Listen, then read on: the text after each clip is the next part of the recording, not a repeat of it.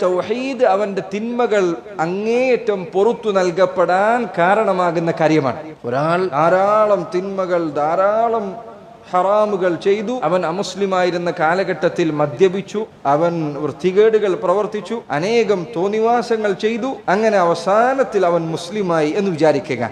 എങ്ങനെയാണ് മുസ്ലിമാകുന്നത്? ഒരാൾ മുസ്ലിമാകുമ്പോൾ ആദ്യം പറയുന്ന കാര്യം എന്താണ്? അഷ്ഹദു അല്ലാ ഇലാഹ ഇല്ലല്ലാഹ്, തൗഹീദാണ് അവൻ ആദ്യമായി പറയുന്നത്. അതുപോലെ തന്നെ റിസാലത്തു അഷ്ഹദു അന്ന മുഹമ്മദൻ റസൂലുള്ളാഹ്, അത് പറയുന്നതോടുകൂടി നബി സല്ലല്ലാഹു അലൈഹി വസല്ലം പറഞ്ഞു, അൽ ഇസ്ലാമു യജുബ്ബു മാ കാന ഖബ്ലഹ്, ഇസ്ലാം അവൻ മുൻപ് ചെയ്ത തിന്മകളെയെല്ലാം മായ്ച്ചു കളയുന്നതാണ്. അതല്ലെങ്കിൽ അവിടുന്ന് പറഞ്ഞു, അൽ ഇസ്ലാമു യഹ്ദിമു മാ കാന ഖബ്ലഹ്, ഒരാളുടെ ഇസ്ലാം അവൻ മുൻപ് ചെയ്ത തിന്മകളെയെല്ലാം തകർത്ത് കളയുന്നതാണ്. ഒരാൾക്ക് നരകത്തിൽ കാലാകാലം കിടക്കുന്നതിൽ നിന്ന് രക്ഷ ലഭിക്കുന്ന തൗഹീദാണ്.